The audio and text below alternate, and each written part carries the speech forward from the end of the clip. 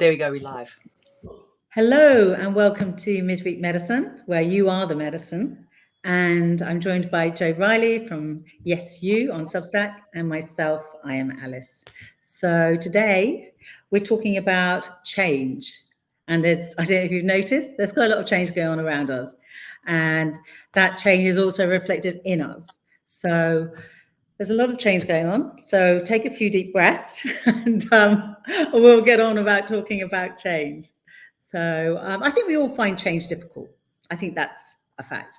And so the more we do make changes in our lives, I think the easier it gets feeling uncomfortable in the change. But yeah, Joe, what do you want to share about changes? Obviously, you've had a lot of changes in your life. Yeah, loads. From a very young age.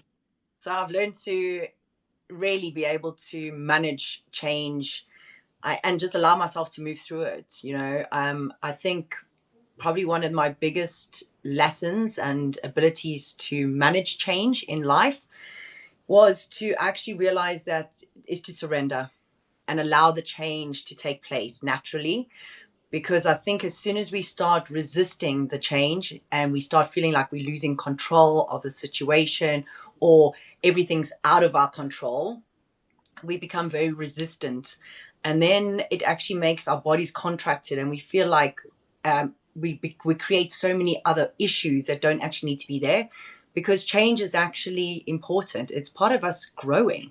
It's part of us evolving and expanding, and not everything is meant to be with us forever. We have to learn to let go and allow our bodies to change and allow our areas of our life to change, whether it's work, or relationships, whether it's family, friends, whatever it is, just allowing the places we choose to live, just allowing that change and surrendering to it and accepting it. And it's not easy. I mean, yesterday, I'm going through my own change and transition at the moment. And so yesterday I had to have a few meltdowns and a few big tears, and just because to release it and to feel better and to know that it's not going to change anything, but it's just going to make me in that moment, to feel the change that's coming and the expansion that's coming. So, yeah. Yeah, but when we cry, because often like I feel like crying, but nothing actually comes out. And then eventually it does at some point. But what I feel now is what I have to remember about crying is that when we cry, we experience that release. And then the tears actually release hormones, which actually make us feel better. So now when I feel like crying, I actually really want to cry. I have to cry because I want to have that release, because I don't want to hold on to it. I mean, I'm a pro crier. I am, and I love getting people to cry. I mean, I know that sounds terrible, but actually when I work with clients, I'm like, you will cry with me because it's important. We're not humans. We have tear ducts for a reason. They weren't put there by mistake. They weren't there. They were there for a reason. It's a very quick way for our bodies to cleanse and let go very quickly. So I think the more we learn to actually tap into that, and I mean, I can cry happy tears, I can cry sad tears, I can, it doesn't always have to be a bad thing or a negative to be crying. You can cry because you feel so overwhelmed by beauty and love and life that you can sometimes you just have this release of emotions and moves through you. So I think, crying it's a fabulous thing that, it's something that we need to tap into. Definitely underrated, but I think there's also a lot of embarrassment about crying. I know, say in the past when I've gone to funerals and, I've just been composed and I'm usually okay for about half of the service. And then I can't hold it in any longer. And it all just comes out, just like this huge avalanche of emotion. And so that losing control, because it's also important, because you're at a funeral. If you really can't cry at a funeral, I don't know when you can cry, but it's that public thing. I think maybe being from the UK, we don't really show our emotions. We don't really cry you know. And sometimes when you publicly cry, it's a little bit different when you can cry in the privacy of your own home. You know, you feel much more relaxed crying at home alone when no one's looking, you know, than when you cry and you have this emotion in front of a lot of people or around, you know, publicly. You know, And I think always there's so much stigma around.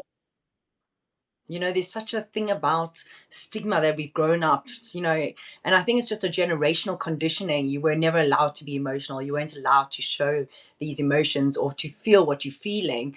And so it was always, I mean, even me growing up as a child, like I wasn't allowed to cry if we got hurt. Like, what are you crying for? Stop crying. You're not a baby. And it's just like, really, like, so I think we are learning as we grow and expand and evolve consciously. I think we're creating a much safer space for us to actually allow ourselves to feel these emotions of change and all these things that can happen and that can overwhelm us, and the feelings that we get, and to be able to have that release, you know, is a much easier way to manage it. Yeah, having all the emotions, embracing, you know, all the emotions are all okay. It's okay to be angry. I think growing up, I wasn't allowed to be angry. That was definitely, you know, good girls they're never angry. You know, you're not allowed to show your anger. I'm not a good girl. A little bit because you're a small child, but not too much, you know. But yeah, I think as an adult,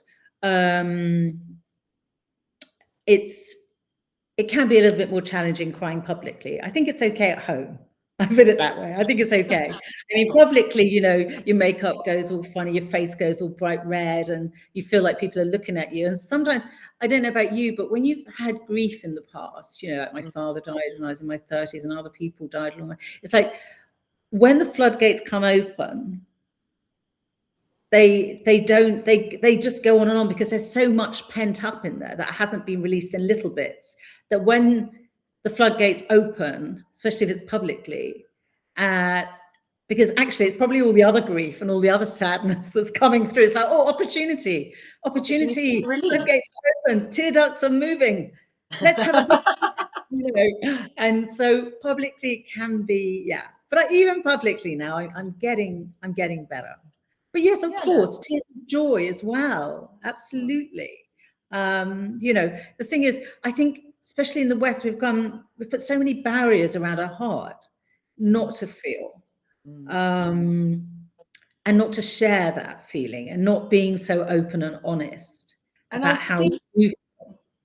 I think a lot of that comes, what you're saying about not being able to feel or to tap into what's actually going on. I think a lot of that also then creates this need to control. And so because we were always, you know, conditioned to not to behave in certain boxes and in certain ways, and this conditioning that we've carried in our whole lives, you know, it actually makes me, the more I do this kind of work and I work with clients and things, it's really made me realize how much of that then creates this whole, I've got to be in control all the time. I've got to be in control of this. I've got to be in control of that. And actually, and people that have so much control of their lives and try and control, whether it's their relationships, their lives, they gym like freaks. There's no middle balance. There's just one or the other. So they have so much, they feel like they're in control of something.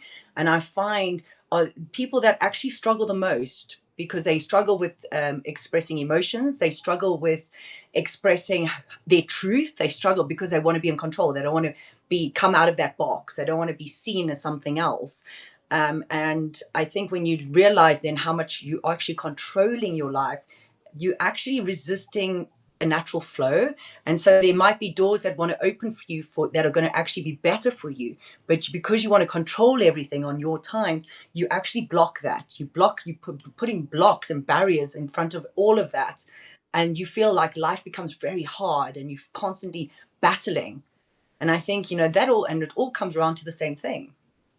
Yeah, it's inflexibility, isn't it, really? It's like flowing with the ocean. It's like, you know, the waves aren't going to be the same all the time. You know, sometimes they're going to be big waves, sometimes they're going to be little gentle waves, sometimes they're going to be noisy, sometimes they're going to be quiet. And it's like, it's getting comfortable with that. I mean, you know, I'm thankfully not that rigid about all the things I have to do. So, in fact, I don't like all that rigid box, you know. I like to be spontaneous, like when I'm seeing friends. Do you want to have coffee next week on Wednesday at 2? Well, I don't know how I'm going to feel then, Next you week, know. Wednesday. I don't know what the weather's going to be like. I don't know if it's going to be raining. I don't want to drive, you know. It's just like, I much prefer, then I have friends, oh, I'm in town. Do you want to catch up? Great, do it. You know, it's like, I know not everyone can do that. I appreciate that. But it's like still having that flexibility. And that flexibility is always about change as well, isn't it? Because we're not being rigid. We're allowing change to happen. We're also allowing the opportunities to come our way. You know, when we're sort of this is where it's going to be. I'm going to build it this way. It's going to be like this. I've got all the steps. That's the way I'm doing it, you know, instead of, oh, somebody else has said that maybe they would like to get involved or something. You know, it's like actually being more in the free form. And yeah, of course, you know, we all go through experiences of things being uncomfortable and managing that change. And sometimes it's shocking, you know, things happen suddenly out of nowhere and you have to manage that. And, you know, thankfully we do have lots of tools that from our life experience that we can manage it, but sometimes we get so overwhelmed that we think we can't, but we always do. If we think back all of our life so far, we've managed it. Even when we haven't managed it, we've managed to get here. So we have managed, you know. Yeah. And that's what I always say to my clients as well. I'm like, you know, you might think your life is falling apart in this moment, and it might feel like that, and you might feel like you're losing control, and you might, but you're actually not. You're just going through a change. You're going through a transition. So just surrender to it. Allow it to take place. Allow yourself to feel whatever's going on, but also realize that you are here today, and you've been through a lot worse in your life than what you're probably going through right now. So if you can get through that, we're always going to get through whatever challenges we are dealing with in this moment. We're always going to get through them. It's just, but we just get so caught up in the stories and the whole, like the fact that it might be loss, it might be grief, it might be control, it might be whatever, is all falling apart. But because we're so stuck in our heads about it and the stories, that we can't really just drop down and be like, okay, I am going through a change. It doesn't matter. I'm going to grow. I'm learning a lot, you know, and I think every change is a moment for growth. Doesn't matter how big or how small. We grow, we become wiser, you know, we get to make better choices next time. And I think it's so important for us to learn to be uncomfortable with the discomfort, because we're so quick to try and distract and numb and do something so that we don't have to feel it. And I think it's way more important to be able to just sit and feel it and allow it to be what it is. And instead of distracting ourselves or disconnecting ourselves from what's going on, or numbing, or doing all these other things that we end up doing that aren't healthy for us, that create, you know, even other added problems. Sure. I mean, it's like you say, it's like accepting. It's like, so we get some bad news or a certain circumstance doesn't work out. It's like, okay, that's not actually what I wanted. So obviously there's like resistance there. But, you know, it's like not rushing off the handle, going into spiraling down into dramas. It's just like, you know, kind of sitting with it and accepting, okay, like you break something, right? It's broken. Okay. Maybe you could glue it back together. Maybe you don't actually want, it's not going to be very useful if it's glued back together, you know? So it's just like accepting that things happen, you know, and actually being kind to yourself when things don't. You know, we can go along your path and trying to, this is going to happen. I want this to happen. Surely this is going to happen by 5 years' time or 10 years' time. And then it doesn't happen. And it's like, oh God, I thought it'd be happening by now, you know, and it still hasn't happened. So it's just like, okay, all right, well, maybe that wasn't meant to happen for me. Maybe my path is a different path, because wherever I am, that's where I am right now in this moment. And, you know, I can't change that, but everything can change in a moment as well. So we can be in a situation and ping, something can happen and our lives can change. And equally for the better, or whatever we want to call it, worse. I mean, you know, better or worse. I mean, you know, it's all in that moment and how it is. Isn't it? And that's the thing. there's no such thing as better or worse. It's just what it is. It's Yeah. happened for whatever reason. It is what it is. You can't change it. So how No, do but we? sometimes we want them, and sometimes we don't want them. But If even if it's we such don't a want them, freedom there's a one, reason we not got them. particularly we don't want that. Yeah, but there's a reason we got them, because even if we didn't want it, was whether it was our choices that created it, because every choice has a consequence, and some consequences are going to be, might not be what you thought they were going to be by the choice you made. And so it's the same thing, it's like, I didn't want this to happen, but you've done something to put that in place for that event to occur. And that's why I say there's no right and wrong. There's no good or bad necessarily. It just is what it is. And so it's just accepting it, and then allowing the change to take place, allowing the growth to take place, and then also allowing yourself to reflect and see how you could next time do some, potentially things need to be done differently for a different outcome. But actually, there was a reason it happened, regardless of good or bad. There's a reason. There was something that we needed to grow with. And most of the time, even in the worst case scenarios, I mean, they end up being our biggest teachers, don't they? Mine has. My worst life experiences have been my best, because I had to really grow and step into a different space with myself. So, I think, and then you look back and you go, okay, that happened because of that. Because how do we evolve as humans? Yeah. How do we become a better version of ourselves? We have to go through these things. Otherwise, Yeah, and equally, we don't actually know what's going to happen in our lives. We can predict, we can work towards, we can plan, but we actually never know really what's going to happen.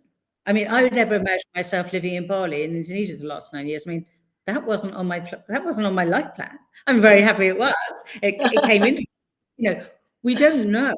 Like, you didn't expect to be in South Africa at the moment, Oh my word, no. I mean, I came back for a month to see my parents because they're old, and here I am, 7 months later. So no. So we adjust and we adapt, and there's no right or wrong, and then other opportunities come that way because of that circumstances. And yeah, exactly, it's like flowing with what we have, and it definitely makes us stronger. And it's like we're here for a human experience. If everything was so marked out and so kind of planned, and it all works out just like we had it in our head, then so boring. It would be boring, wouldn't it? There'd be no surprises, no magical experiences necessarily. It'd just be, the same in the same place. Even our challenges that we experience, they're not all bad. They're just challenges. They just something to just get us to reflect and observe, and and there's always a solution. Everything. There's always a solution. It's just being able to sit and see a solution, and know that it's only a matter of time. You're going through a change in this moment. By tomorrow, it's done. And you can look back and you reflect on it. But even if it is a longer change, if it is involves grief or a loss of a loved one or something, or a marriage breaking up, divorces, these things can take a lot of time, absolutely, and they can be stressful and painful and destructive. But they're also going to only last for a certain amount of time, and then it's going to be done. And then you get to move on, and then you get to grow and start again. And starting again doesn't mean failure. Like, I've had to start again so many times. And actually, every time I start again from a higher place with myself. So you can never go backwards. You're going to start at least where you ended, if not a bit ahead. Exactly. And it's actually nice starting again. I think looking back now, retrospectively, I think I would have got bored if I had continued to live in the UK, continued in certain relationships I was in. I don't think it would have made me the person I am now. Completely. Absolutely. Obviously, I wouldn't be this person. Who am I? No, I definitely wouldn't be who I am if I hadn't experienced, some really life-changing experiences that really tested me. And so, I was told, thankfully, during my big change that there was a gift in my experience. And so I went in search of that gift. And I feel like one of the gifts was obviously to live here in Bali, where, it's like living in another world. And so I'm really grateful for that. And also, I've met so many different people that I would never have met. And I've tried so many different things. I lived learning different instruments and doing lots of singing and going on adventures around here. I mean, I wouldn't have had experienced that had not these, this experience happened to me. And I ended up leaving the UK and divorcing and all that.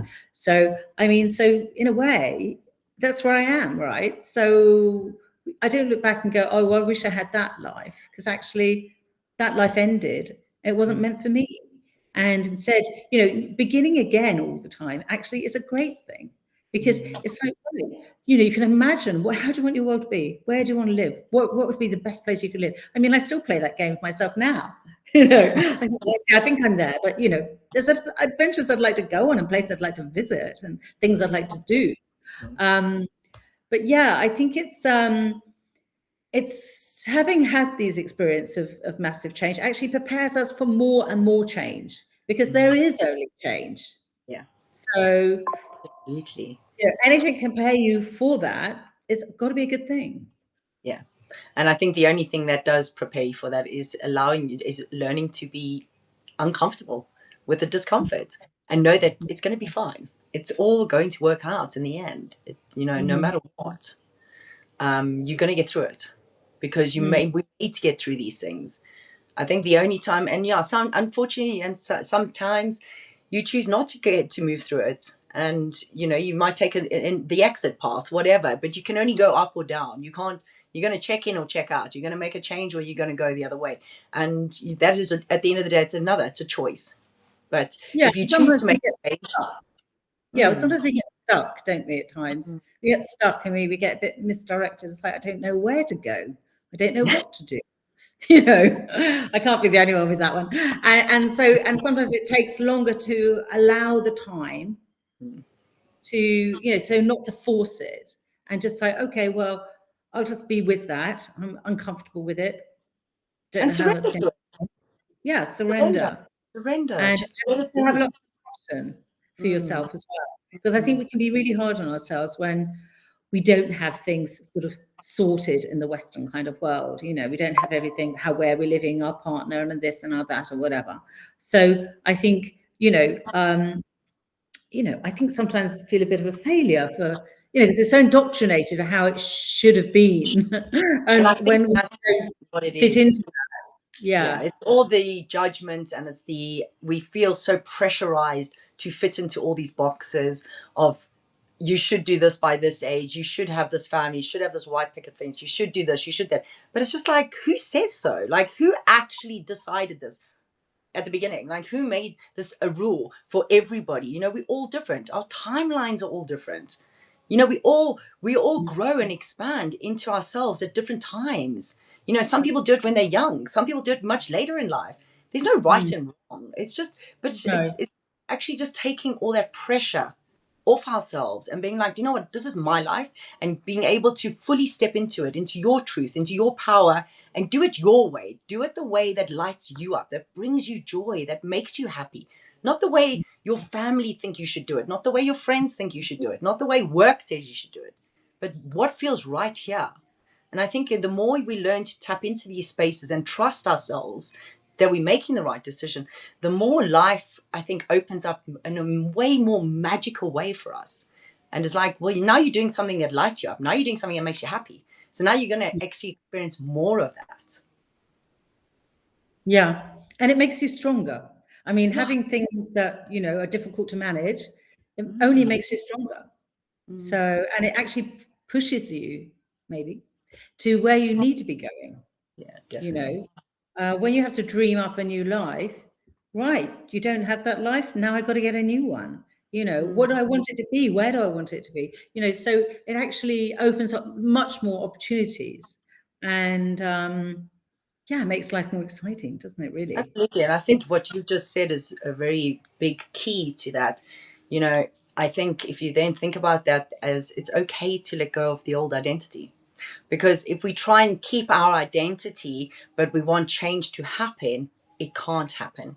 You've got to be willing to let go of the old version of yourself to be able to step into a new version of yourself.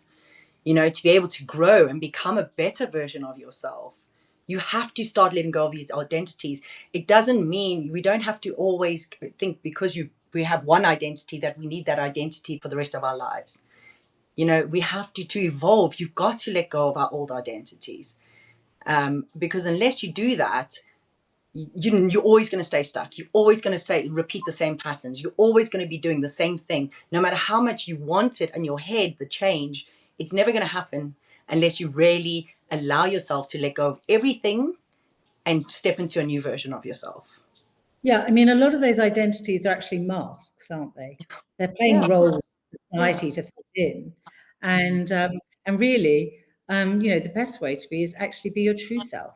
Actually just be you and have friends that see you for who you are, see your essence, see your true self, and connect with your heart and soul, as opposed to, this sort of pretend life, this pretend kind of way of living, which when you're working 9 till 5 and doing all of that is probably, it's probably because you're so tired and you're sort of being very sort of programmed in what you're doing, in an office and all of that. So yeah, it's really, you get to then find who you really are and get to be who you really are. And, whoever you are, whoever you find to be who you are, that's great. I mean, other people's perception of you might not change, and they'll just think that you're the same person because you look the same, say. But actually, you're different inside, and that's what you carry with you. And it doesn't really matter. And I think that's the other thing. People, have a projection of who you are. They project, oh, you're this or you're that or whatever. And really, it doesn't really matter as long as you know who you are and you can be happy being who you are. And you can, I think that's, and you can connect with people, because obviously connection is really key as well. That, connecting to yourself firstly, and then connecting with others that are like-minded and understand you and get you, because that's so key. Because if you have people around you that don't get who you are and you can't actually be yourself, then it's a problem. That can be more alienating and isolating, like being in a marriage where your husband doesn't really get you, or vice versa. Then it's very isolating. You can be together but actually alone. So it's really finding out who you really are and actually really liking who you are and loving who you are. I know, because it's like at the end of the day, life is a gift. We're not here by mistake. We're here for a reason.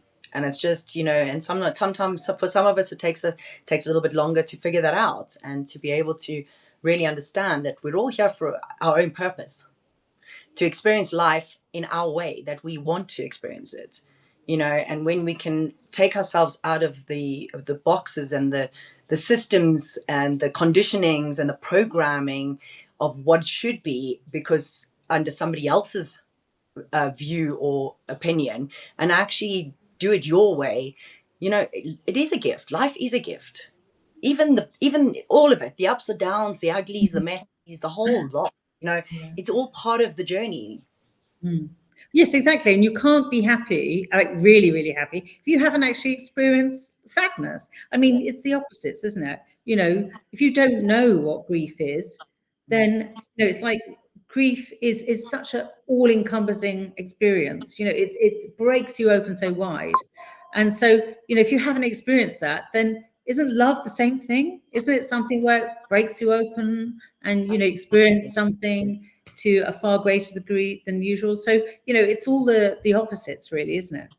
Especially love without expectations, because I think a lot of love we get taught is conditional. We have these expectations. So it's giving and taking, but with an expectation, or whether it's an expectation on someone else or an expectation on yourself. But that makes love conditional. It's not actual just love, just having an open heart and just having compassion, having kindness, having an understanding. It's a whole different vibration of love. When they're unconditional. Yes, it's more contractual. Yeah, exactly. Yeah. You give me this, I give you that, and we'll negotiate a bit. And, and sometimes those negotiations go wrong. Well, exactly, because sometimes people change their minds, and then things change, and we continue to grow, and that's the great thing, I think, is that we're always growing, we're always learning, and practicing being comfortable with the uncomfortable, I living in agree. the uncomfortable, because Because we're that's always going to experience change. You can't get away from it. Life is about change. You know, life is about challenges, it's about change, but where the growth comes in how we manage these moments in our lives. You know, how do we manage them differently? So instead of it tearing us apart and we're falling apart, how can we just accept it in that moment and find solutions and move through it? And I think the more we learn to be able to do that with more acceptance and surrender, it makes the challenges or the change or the transitions much easier. Yeah. And so it's feeling those feelings. So we're not carrying with us the anger against somebody. It's like, actually, do you know what? They've done me a favor. They've actually done me a favor splitting up with me. It's actually because I'm not wasting time on them. I can spend more time working on myself, doing what I want to do, and not compromising, my time and energy towards something that's actually they're not really bothered. So yeah, it's actually always a win-win, because either way we're growing and learning. And we're finding better options, better opportunities, more adventures, and expressing our emotions. So we're feeling all these different emotions. So that's actually making us a deeper individual, because we're learning to process them. Hopefully, we're not just ignoring them or putting them in a No, box. And a lot of people are so scared of anger because for them, anger means taking it out on somebody else or reflecting that anger onto something else. But actually, if you can learn to actually work with that emotion of anger and actually turn it into your creativity, now you've got that same power, that same energetic power and flame and fire, but in a more creative, more positive way. And then you can really do some incredible stuff from the same energetic force as anger. But if you can, transmute it into a creativity, it's powerful. It's a very powerful emotion. If you learn to work with it in a positive way, instead of hurting other people because of it, or expressing it in a angry, like a forceful, aggressive way, but actually really taking the anger and being like, okay, I'm going to use this energy differently, this emotion.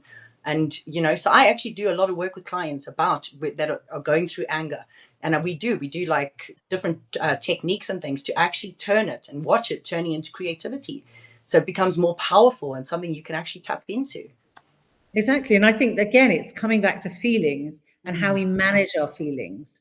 And yeah, exactly. I mean, grief, there's so many different ways. I mean, for myself to learn when grief comes and someone's dying, or they've died. And it's just like, finding a different way to use the energy. One thing that I did was like learning how to play a song on guitar, and I played it every day. And it really helped me release the emotion. It actually gave me strength, and also I honored myself with my deep emotions, and I was also honoring them. So it was actually a really beautiful process for me to process that grief, because I thought, oh my goodness, not another person dying. I can't deal with this. How am I going to be? It's just too much. But when I found this way, this key, and this song came through, and I was like, okay, I can't play guitar, but I had this really cheap little guitar. And I was like, okay, I found somebody that could tell me what the chords were. And then I just played them every day, quite badly, but no one was listening, so it was okay. And then I just played it. And I think the strumming, the coordination, the left brain, right brain thing, knowing that I was giving this sort of 10 minutes of strumming, learning how to play the chords and getting very sore fingers. It's like, it gave me a focus. It was, so I was really honoring him and myself. And I was surprised when he did actually die. I was just like, well, I spent 6 months learning this song, and I didn't feel as I would have had I not done that, for sure. Yeah, of course. Well, because it also gave you a reason. It gave you a reason, you had that moment, and it gave you a reason to be alive, to do something differently, to take you out of that story and that the whole environment of what's going on, and actually find a different way to put your focus and your love and your way of grieving into something else that's actually more productive, and it's actually helping you move through it in a different way. Yeah, it was really helpful. So again, all the tears, all the emotion, all the sort of anger, how could he die so young? All of that, it becomes, you don't need words. It's expression, and it's feeling, it's connecting to your inner world, your inner landscape of emotions, and allowing that to be released. So, yeah. So what else do we need to talk? I think we've spoken quite a lot about change. We know it's here. We can guarantee that. It's definitely all around. There's a lot of change going on as a collective. There's a lot of change going on in the world. And obviously all our external change that's happening around us, we have no control over it. So it's going to have an impact on our internal world and our little internal personal energetic fields as well. But so it's allowing ourselves to also just accept that there is change happening as a collective, and there might be change happening as an individual within your own personal life. And it's okay. Allow yourself to learn to be really uncomfortable in that discomfort. When it feels really uncomfortable, sit with it and know and surrender and know it's going to pass. And it will probably actually pass quicker than what you journal, scribble, really. I mean, drawing is great. Doodling, cry, scribbling. dance. Yes, sing, anything. scream. Allow it to move through you. Yeah. And you'll definitely feel better afterwards. And then, joy and laughter. Don't we want more of that? Yes. Definitely. Yes. How can we, because who wants to be depressed and grief-stricken all the time? I mean, obviously we have to go through our process, but, also we can find some joy in that. Oh, there's always joy. There's always a moment of joy. Yeah, I mean, finding something, like say if someone's died, think about something they like to do and actually go and do it. Is it for them? And take them on that journey with them. I mean, I've done that, and it makes me. Well, you're celebrating them. You're actually celebrating them. You're celebrating yourself, that connection. Because also remember, yes, death in a physical form, yes, you disappear. But as a spirit, you don't. As a consciousness, you're still there. You can still connect. You can still energetically. We don't go anywhere. We're energetic beings. It's just in the physical form. So you can go and celebrate with them. Yeah. Bring, and also just not even about death. Just try it. It actually does. Find really joy. Does. Yeah, find joy. That's the answer. So when going through change, life's uncomfortable. Life is not working out how you want it to be. Find joy. Dial it up. Write a list of things that bring you joy. Message us. I've got lots of great ideas to bring joy into your life. So message us and we will tell you how to find joy. Write a list of your own, because that's what I did. I wrote a list of all the things that bring me joy. And because sometimes we need reminding when we don't feel 100%. And so it's it's usually really small things as well. It doesn't have to be big, expensive things. It can just be taking a dog for a walk, going into nature, going and having a cup of tea with a friend, doing something different, deciding to go somewhere else and explore somewhere, So anyway, I think that's maybe enough for today. We've probably talked. Yes, go and find some joy today. Yes. That's the medicine, joy. Okay, well, we'll see you next week. Thank you for joining us. Yes, thank you to all of you that are online live with us. That's amazing. Hope you got some golden nuggets out of it, and have a beautiful day. Take care. Bye. Bye.